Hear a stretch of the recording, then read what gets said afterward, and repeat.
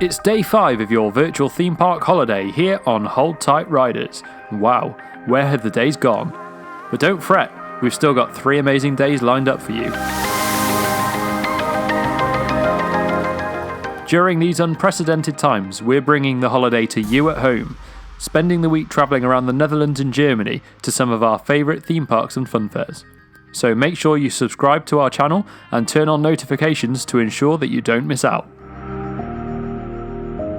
So far on this adventure, we've visited Kermits Best on day 1, Efteling on day 2, Wallaby Holland on day 3, and yesterday we visited Slaghaven and Heidi Park. After a 4-hour drive from Heidi Park last night, we now wake up refreshed and ready to visit one of Europe's best theme parks, Phantasialand.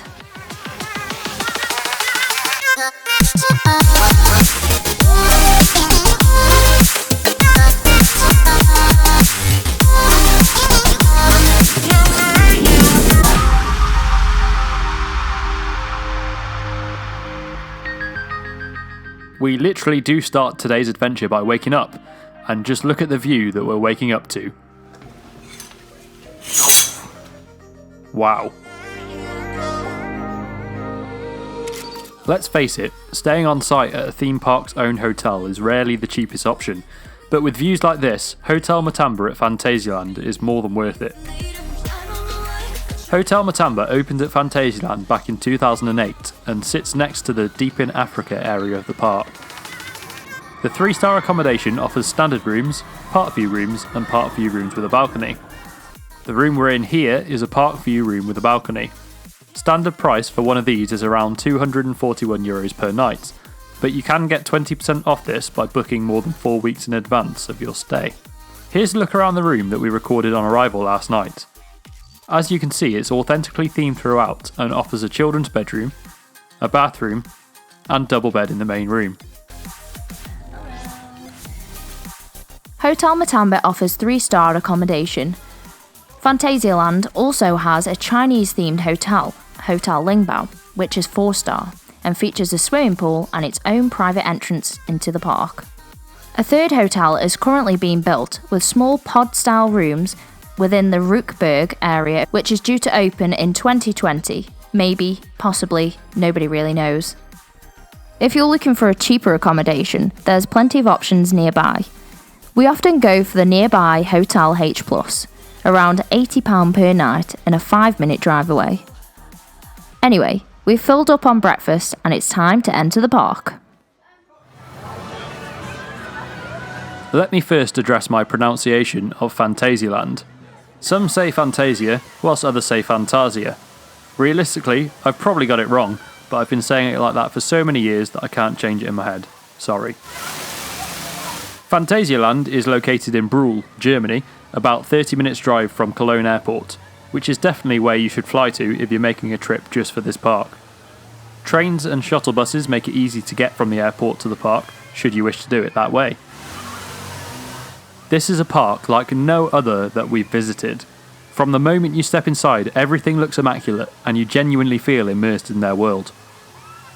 The park itself is actually quite small and located right next to a load of houses, so many of the areas are built on top of one another and surrounded by huge themed walls which work as sound barriers. Which leads us nicely to our first ride of the day, Taron.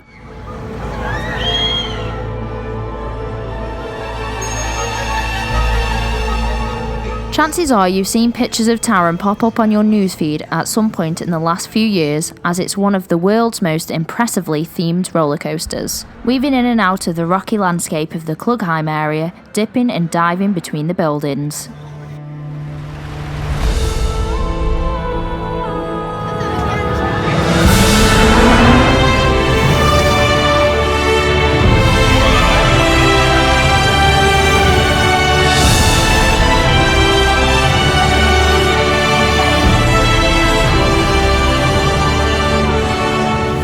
The ride itself is an Intamin Blitz coaster which opened in 2016 and features 2 LSM launches, reaching speeds up to 72.7 miles per hour.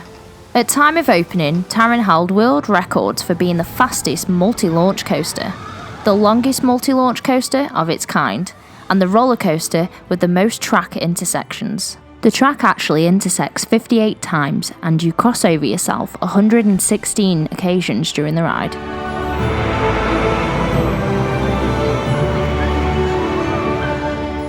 You've probably guessed it already, but in case you haven't, Taron is one of my favourite coasters of all time. It offers a complete package of both incredible theming and brilliant ride system, something that many other rides often struggle to strike such a perfect balance between.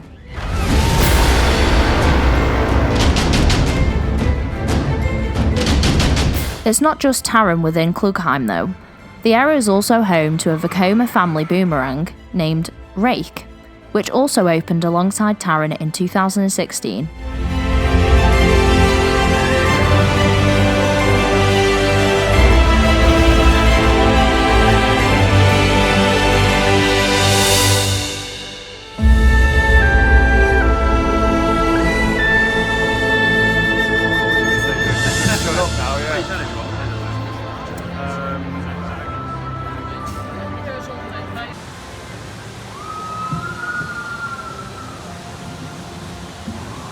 Moving on to the next area of the park now, Mexico, which is home to Chiapas. Chiapas is an Intamin log flume which opened at the park in 2014.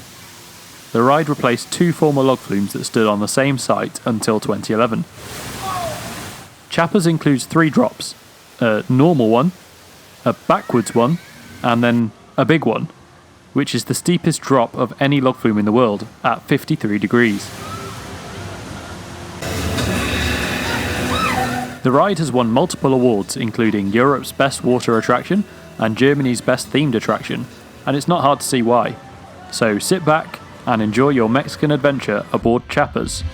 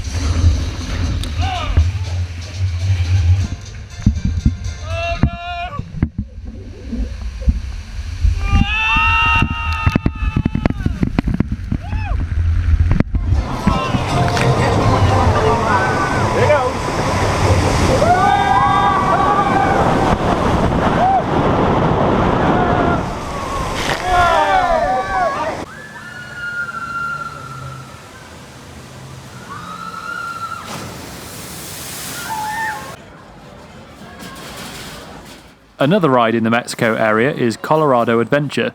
Formerly known as the Michael Jackson Thrill Ride, it was officially opened by the singer back in 1996. However, that part of the ride's name has not been used since 2013. Can't think why.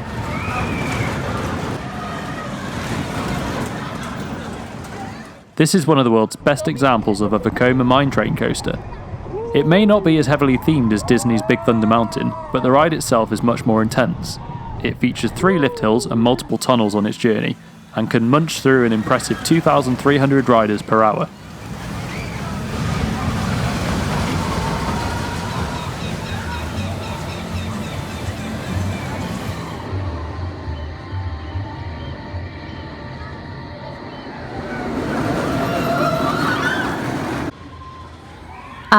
Black Mamba, Germany's answer to Nemesis. The two do actually share a similar trait, in the sense that much of both their layouts take place below the ground level. In fact, around 2/3 of Black Mamba is below the ground. Not only does this look awesome, but along with filling the track with sand, it goes some way to help reduce noise levels outside the park.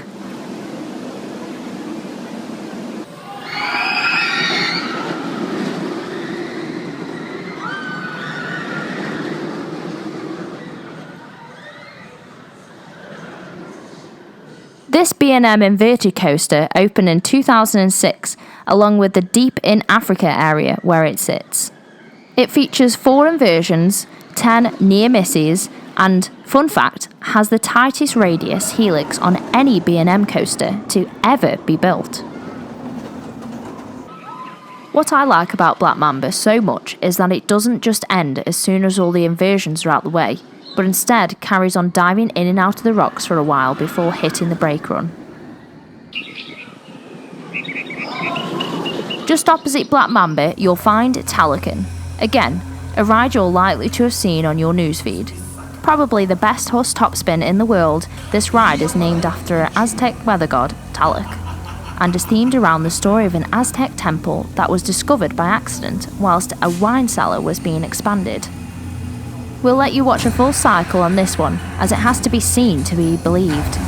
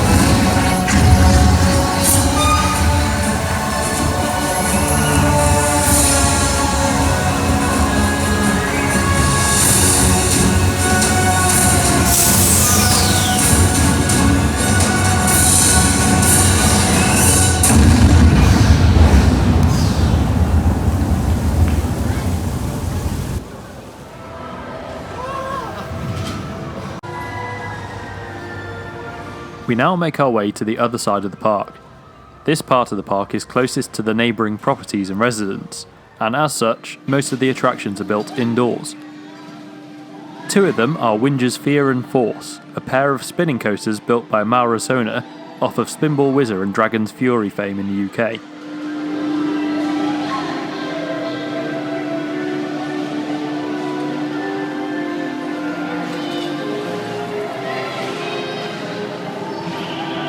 Fear and Force both follow a similar layout but have some minor differences and some hidden tricks up their sleeves. Well, trick tracks. Vertical lifts, tilting tracks, seesaws and bounce tracks can all be found on these rides, but I don't want to give too much away, so we'll leave it at that.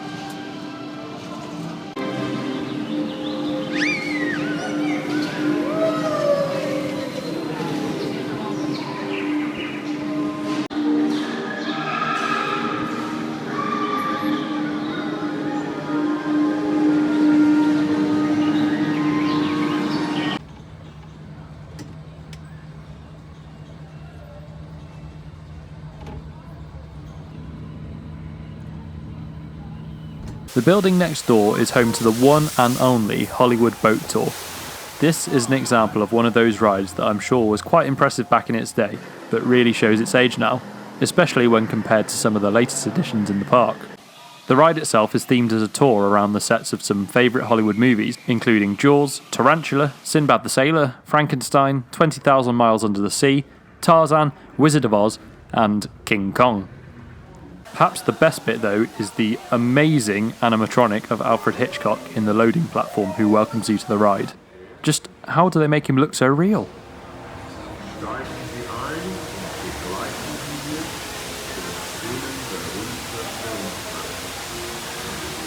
The same building also houses a massive Vekoma indoor coaster, currently named Crazy Bats and featuring VR headsets.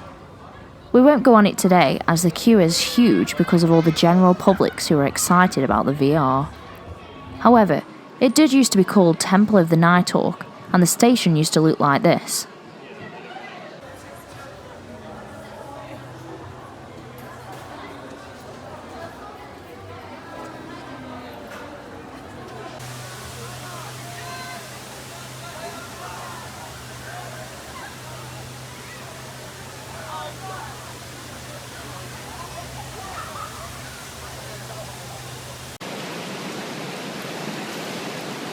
Back to the other side of the park now for a cool off on River Quest.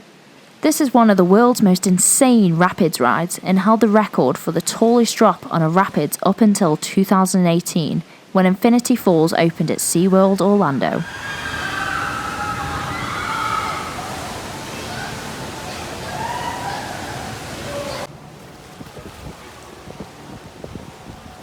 River Quest opened in 2002, the year after a fire destroyed two Schwarzkopf coasters which previously occupied the same place. Built by Hafemer, it occupies a very small area of the park, so it uses a vertical elevator lift to get the boats to their highest point to save space.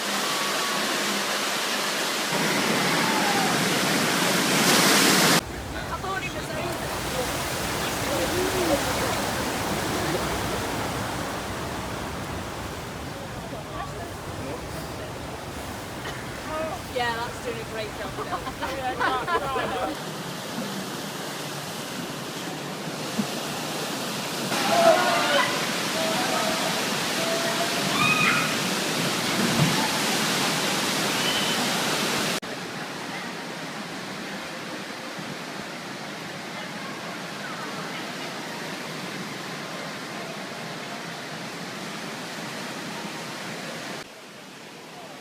Mystery Castle is next to River Quest. I won't give away much about this, but I'm sure you can guess what it is, based on the shape of the building.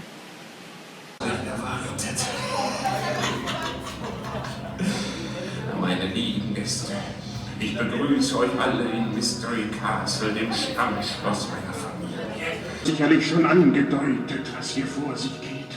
Wobei, wenn ihr wisst, worum es geht und trotzdem hier seid, mein Respekt. Rausraum, nochmal, aus euch heraus!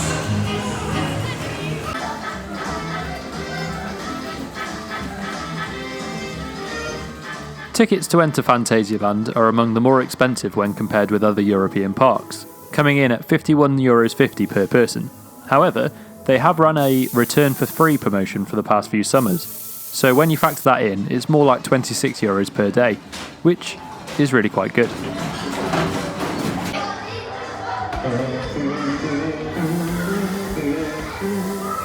The time is approaching 8 PM and we're once again, sadly, nearing the end of the day, but it's been a good one. As with all the parks we've visited this week, there is of course more to see than what we're able to show you in the video. but hopefully this has given you an insight into what the park has to offer. Phantasialand is just amazing. I remember before my first ever visit in 2012, someone said to me, what they lack in the number of rides, they more than make up for in quality. And whilst this was definitely true, it's hard to make that same statement about the ride numbers now, as many new additions have been put in since. In fact, the park are currently building a new area, Rookburg, which will contain the world's longest flying coaster and the first one to have a launch. For now though, it's back to the hotel for a drink. We've got some driving to do in the morning, but not too far to go, and it's another busy one tomorrow. We'll be visiting the biggest fun fair on the Rhine, the Dusseldorf Rheinkirmes, and calling in at Movie Park Germany on the way. Thank you for watching, and we'll see you tomorrow.